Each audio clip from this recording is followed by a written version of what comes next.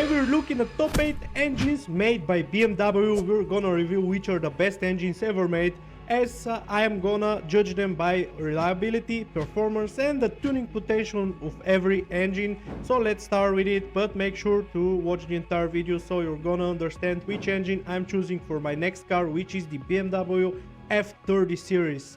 So let's start with the M50. This is BMW in the 90s saying, let's build an engine that just refuses to die no matter what the owner does, and honestly, they nailed it. The M50 is pure metal, pure reliability. You can overheat it, ignore maintenance, or run it low on oil. It just rocks and keeps going. It's smooth, it's honest, and it's the foundation of BMW's Race 6 reputation. But sadly it's not that fast, like it's not breaking any records. Also, it's one of the most idiot-proof engines BMW ever made.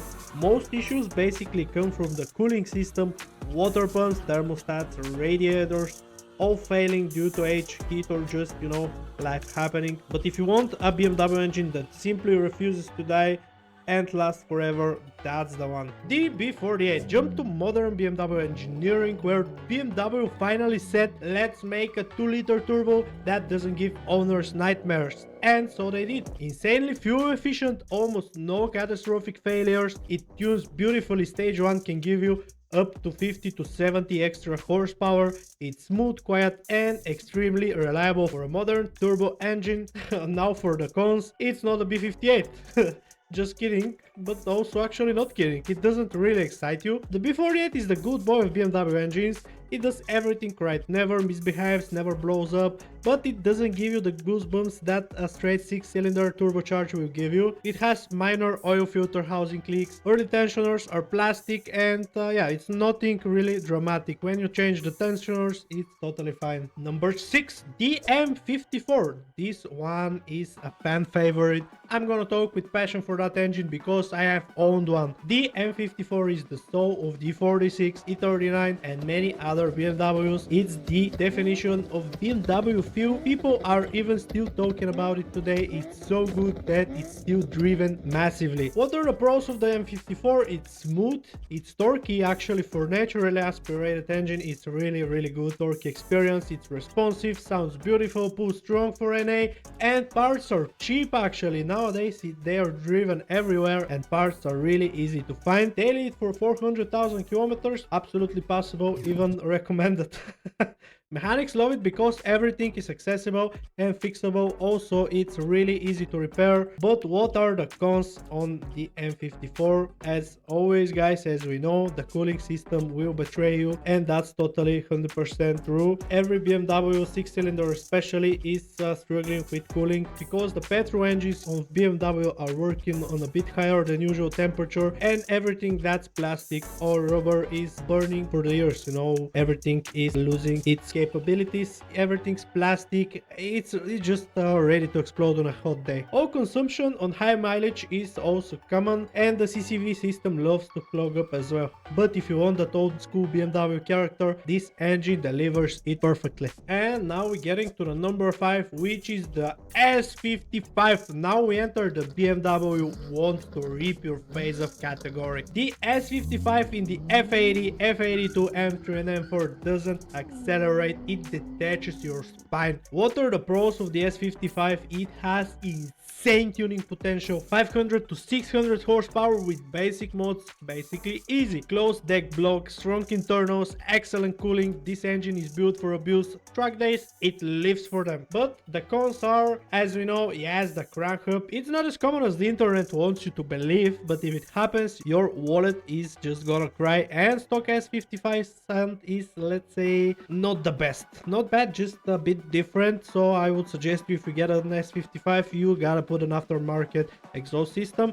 But performance wise, it's one of the top BMW engines ever made. And we are getting to number 4, which is the M57. This engine turned BMW diesels into legends, and I'm saying that with all my heart feelings. Ask any taxi driver with 700,000 kilometers on the clock, they will say M57 never dies, and he's totally right. What are the pros? It has insanely massive torque, it has insanely good tuning potential, 300 600 horsepower is basically like a walk in the park for it. It has insane fuel economy, ridiculously long lasting. If the world ends tomorrow, only two things will survive. It's the cockroaches and the M57. I really mean that. But we have some issues with the swerve wrap. Delete them immediately. Glow plugs and controllers basically fail on every M57. I had an M57, my gloves were not working and it was a bit hard to start up in the winter, but it's fine. Turbo eventually wears out, but usually at insanely high mileage, so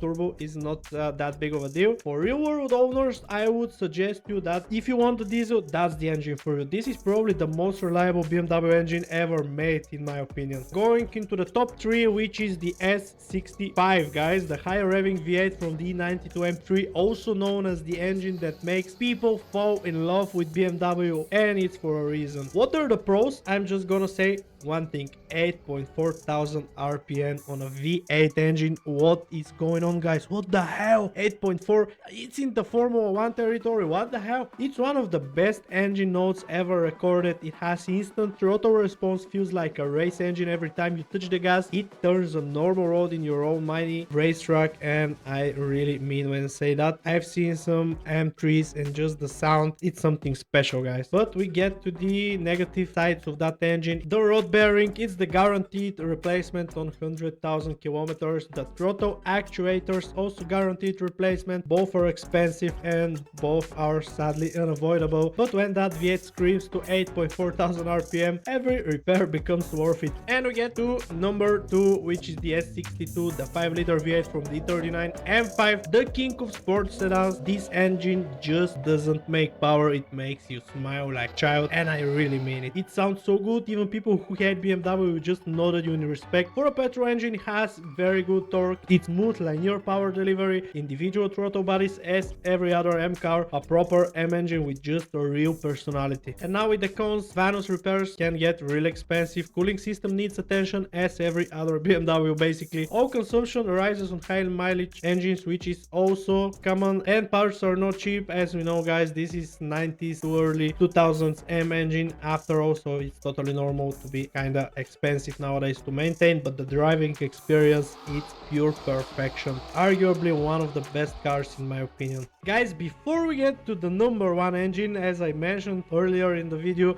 I wanted to share what I'm aiming to get now. I am getting the B48 F30 or F36, which is the 4 Series Grand Coupe, so I hope you subscribe to the channel so I can follow the entire series of me getting my new dream car. It's gonna be insane. Thank you so much. We are getting to the S58 territory finally, the modern king, arguably BMW's most capable performance engine ever produced. What are the pros of the S58? It's closed deck block, forged internals built for boost basically, makes massive power stock but tuned 650 to 750 horsepower without any stress. Cooling system is overbuilt, turbo response is insane. It's BMW taking everything they learned from the S55 and turning it into perfection. But as everything, there's a price and there's a cons. Maintenance is not cheap at all, guys. Fuel economy, yeah, just forget about fuel economy. But as a modern performance engines, it's the best BMW has ever made, hands down. About the fuel economy, actually I would say if you drive it normally, it's not gonna burn you so much, but if you floor it,